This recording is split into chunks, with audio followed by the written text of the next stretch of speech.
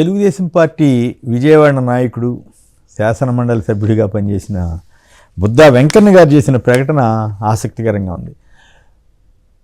TDP జాతీయ ప్రధాన కార్యదర్శిగా ఉన్న లోకేష్ని ఏపీ టీడీపీ అధ్యక్షుడిగా నియమించాలన్నది ఆయన డిమాండ్.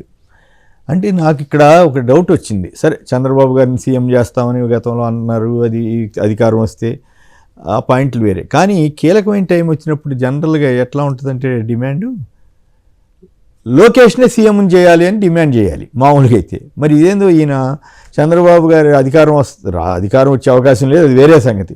అధికారం వచ్చినా రాకపోయినా లోకేష్కి పార్టీ పగ్గాలు అప్పచెప్పాలన్నది ఆయన ఉద్దేశమా, లేక అధికారం రాదు కాబట్టి అప్పచెప్పాలన్నది ఉద్దేశమో నాకు అర్థం కాలేదు. కానీ బట్ ఒకటి మాత్రం వాస్తవం, ఈ నేపథ్యంలో ఆయన చేసిన కొన్ని ప్రకటనలు, ఆయన చేసిన కొన్ని వ్యాఖ్యలు ఇవన్నీ చూస్తే ఏదో తెలుగుదేశంలో ఏదో గందరగోళం మొదలైందా అన్న అనుమానం వస్తుంది.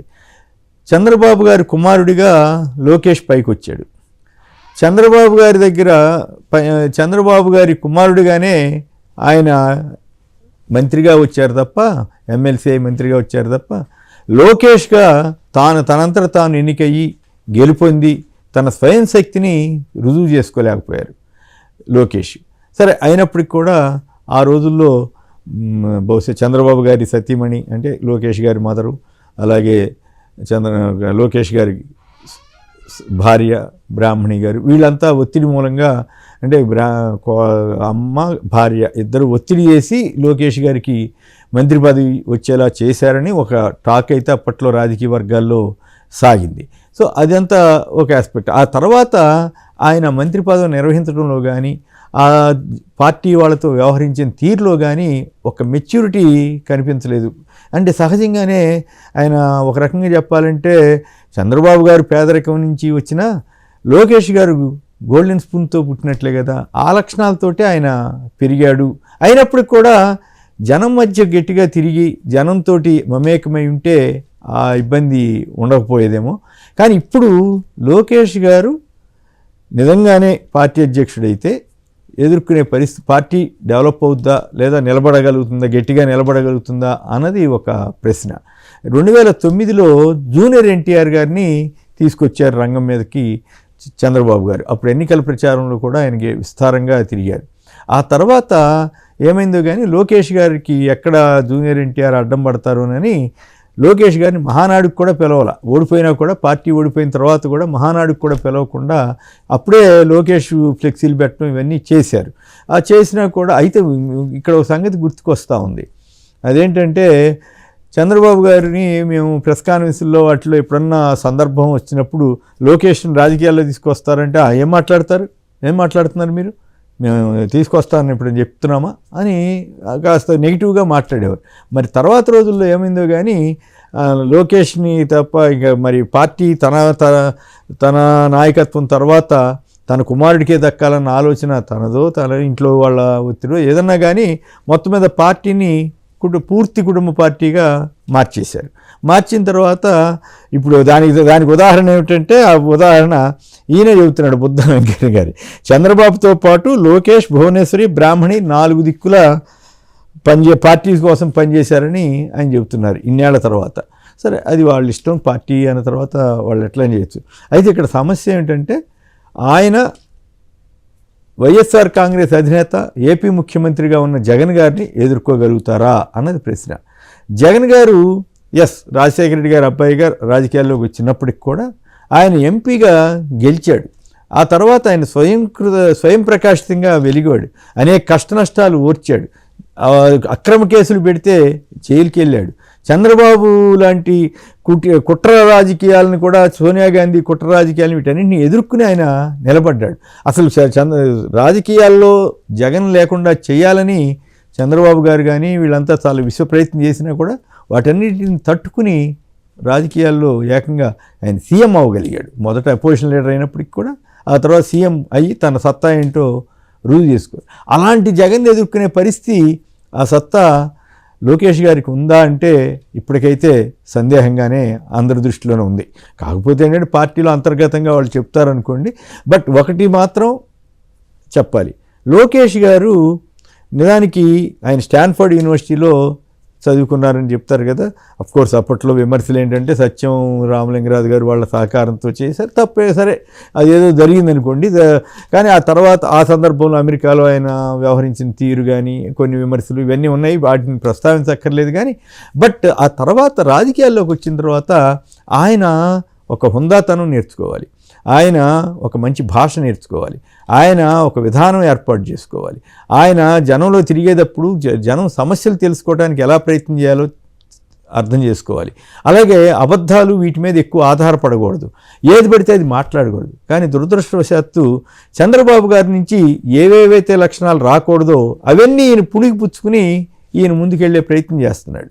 మీరు చూడండి, యోగళం యాత్రని ఏదో చేశారు కదా, అది ఎందుకు జగన్ గారు చేసినప్పుడు వచ్చినటువంటి రెస్పాన్స్ ఎందుకు రాలేదు అంటే ఈయన జనంలో కలవలేదు. ఎంతసేపు ఏదో ఎర్ర బుక్కు పట్టుకునో లేకపోతే అదని ఇదని జగన్ గారిని తిట్టడానికే ప్రాధాన్యత ఇచ్చాడు తప్ప ఆయన ఎక్కడ జనం సమస్యలు తెలుసుకుందాం, జనంతో మాట్లాడదాం, వాళ్ళతో మమేకం అవుదాం, మనకంటూ కొన్ని పాలసీలు తయారు చేసుకుందాం అని ఆయన అనుకోలే.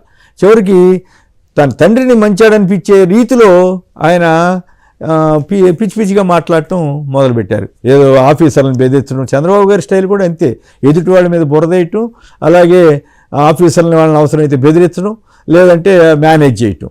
ఈ పరిస్థితి ఆయన కాలంలో అంటే ఆ రోజుల్లో ఉన్న మీడియా కథా కమాంశం మారింది పరిస్థితి. ఇప్పుడు అప్పుడున్న పరిస్థితుల్లో అది నడిచి ఉండొచ్చు, కానీ ఇప్పుడు పరిస్థితి మారింది. మీడియా కేవలం ఈనాడు ఆంధ్రజ్యోతి కాదు మీడియా అంటే, ఇప్పుడు విస్తారంగా వచ్చేసింది, సోషల్ మీడియా వచ్చింది. దాంతో ఏమైంది, లోకేష్ లాఫింగ్ స్టాక్గా మారుతున్నాడు అనేక సందర్భాల్లో, మాట్లాడటంలో కానీ భావ వ్యక్తీకరణలో కానీ. ముందు వాటన్నింటినీ ఆయన సరిదిద్దుకోగలగాలి. తర్వాత జగన్ ఎదుర్కోవాలంటే ఏ విధానం అనుసరించాలి, తన తండ్రి మాదిరిగానే కుట్ర రాజకీయాలు చేయాలా, ఆవరణలను మేనేజ్ చేసి పైకి రావాలా, ఎట్లా ఏమిటనే దాని మీద ఒక స్పష్టత తెచ్చుకోవాలి.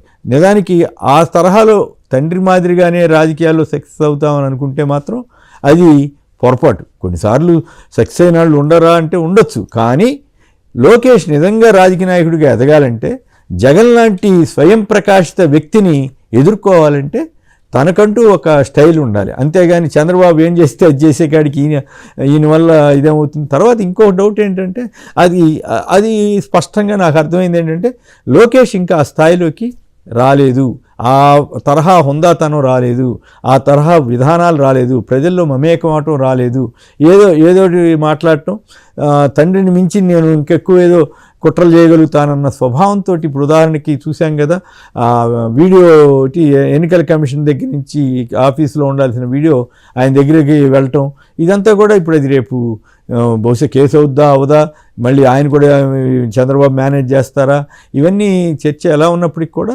బట్ లోకేష్ తనదైన స్టైల్లో తనకు చంద్రబాబు తరహాలోనే వెళ్ళి రాజకీయాల్లో సక్సెస్ అవ్వాలనుకుంటున్నాడు తప్ప ఒక విధానం, ఒక హుందాతనం, రాజకీయవేత్తగా ఎదగాలన్నట్లుగా నాకైతే అనిపించలేదు. ఆ రకంగా మారిన రోజు ఖచ్చితంగా మారాడనుకోవచ్చు. అయితే ఇక్కడ చంద్రబాబు గారు ఏది రీత్యా కూడా ఆయన